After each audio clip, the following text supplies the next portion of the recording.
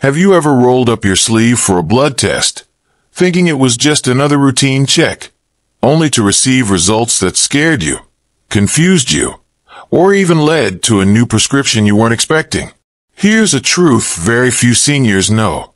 Your blood test might not always be telling the truth. What if I told you that one small mistake, something as innocent as your morning coffee, skipping water, or taking your supplements too early, could make your blood look dangerously abnormal, even when you're perfectly healthy? These mistakes can trick doctors, trigger false alarms, or worse, cause real diseases to be overlooked. And it happens more often than you think.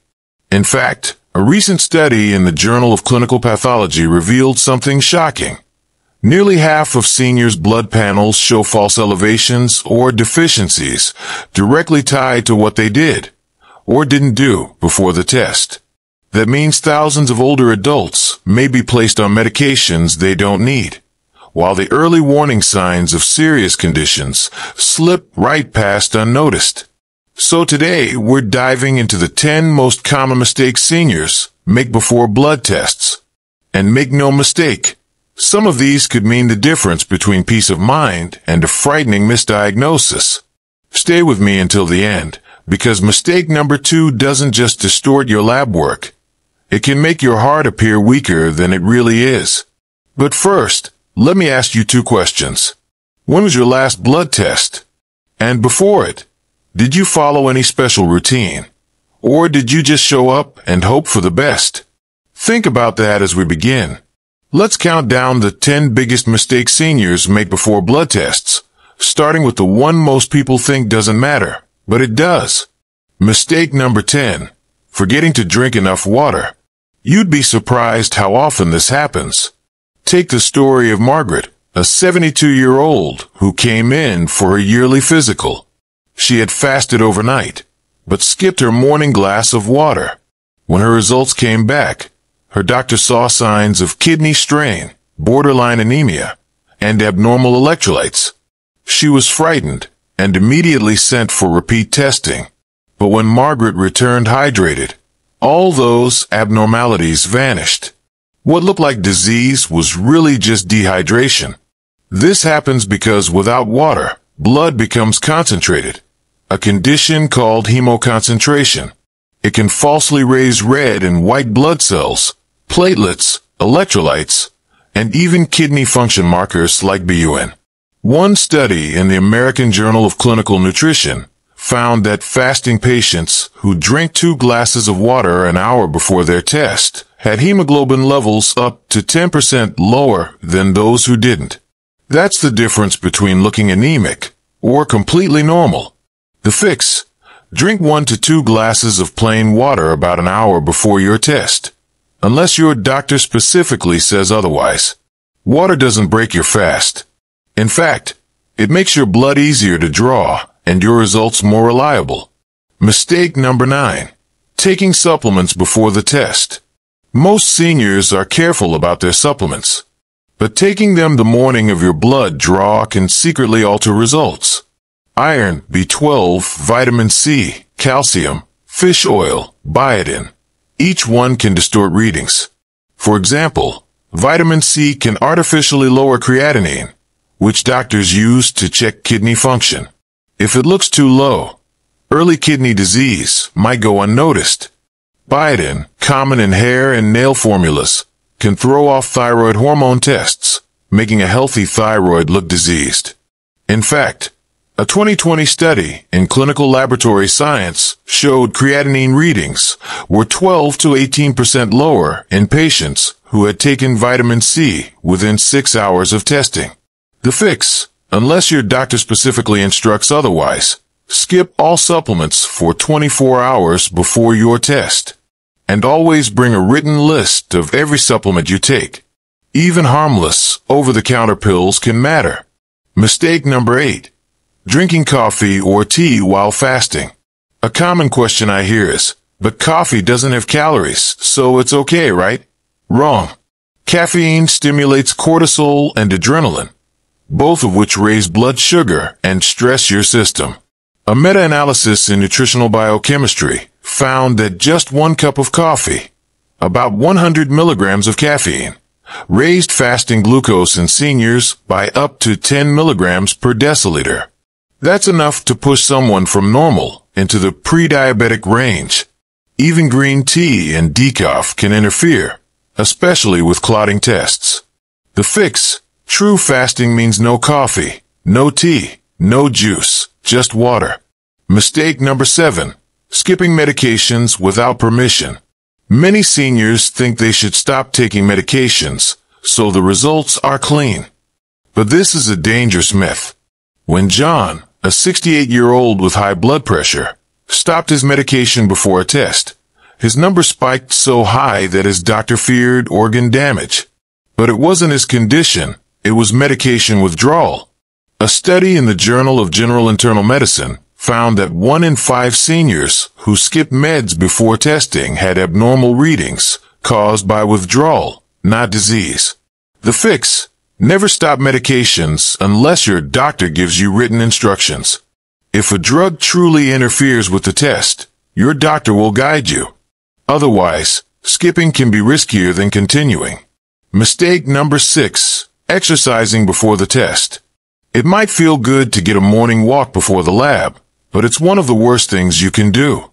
Even light exercise temporarily raises blood sugar, inflammation, and certain liver and kidney markers.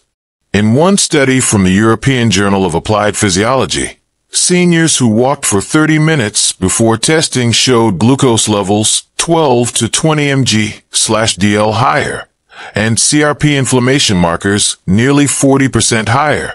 The fix: avoid all exercise, yes, even light walking, for 12 hours before your blood draw. Save the workout for later. Mistake number 5. Fasting too long. Fasting is essential, but overfasting is a hidden danger. Some seniors think, if 12 hours is good, 16 must be better. Unfortunately, the opposite is true. Prolonged fasting triggers the liver to release glucose, spiking blood sugar and distorting cholesterol. Seniors fasting more than 13 hours had fasting glucose 22% higher, according to a 2020 study in the Journal of Gerontology. The fix: aim for 8 to 12 hours of fasting. Nothing more, nothing less. Mistake number 4. Not telling the lab about recent illness. Even after you recover from a cold or infection, your blood still carries markers of inflammation. A study in the Annals of Internal Medicine revealed seniors recovering from viral infections still had white blood cell counts 30% higher and inflammation markers 40% higher up to 5 days later. If you don't tell your provider, these markers can be mistaken for autoimmune disease or hidden infection. The fix: always disclose any recent illness, antibiotics, or over-the-counter remedies. Mistake number 3. Getting tested at the wrong time of day. Timing matters more than most people realize. Hormones, lipids, and glucose follow daily rhythms.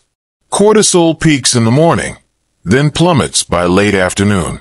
Testosterone and thyroid hormones also shift dramatically. A 2022 study in the British Journal of Endocrinology showed cortisol was 60% lower at 4 p.m. than at 8 a.m. That means the same test could make you look perfectly healthy in the morning or suspiciously abnormal in the afternoon. The fix: schedule blood tests between 7 to 9 a.m. whenever possible. Mistake number 2. Not disclosing over-the-counter drugs or herbal products. This is one of the most dangerous mistakes. Aspirin, ibuprofen, allergy pills, turmeric, ginseng, garlic, even common herbal teas can quietly distort your results. In a 2021 study, 33% of seniors who took ibuprofen within 24 hours of testing had creatinine levels that looked artificially elevated. To a doctor, that might suggest worsening kidney disease. The fix: report everything, not just prescriptions.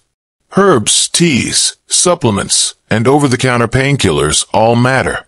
Mistake number 1. assuming all labs use the same reference ranges. This mistake catches even the most careful seniors off guard. Different labs use different equipment, different chemicals, and different normal ranges. What looks high in one lab may be normal in another. A study in the Archives of Pathology found reference ranges varied by as much as 40% across labs. Imagine getting tested at 2 labs a month apart. One flags your cholesterol as dangerously high. The other calls it normal. Which one do you believe? The fix, whenever possible, use the same lab consistently. Keep your results in one place so your doctor sees your true trend, not confusing, conflicting numbers. Blood tests are powerful. They can save lives, but they can also mislead if you don't prepare properly. The good news is this: every mistake on this list is preventable. With just a little knowledge, hydrating, fasting correctly, timing your test, being transparent, you can make sure your results reflect the real you, not a distorted picture. Now I want to hear from you. Have you ever had blood test results that didn't match how you were feeling? Did any of these mistakes surprise you? And do you think you might have made some of them before without realizing? Share your story below. We read every comment, and your experience could help another senior avoid a scary, unnecessary misdiagnosis. Stay informed, stay prepared, and protect your health.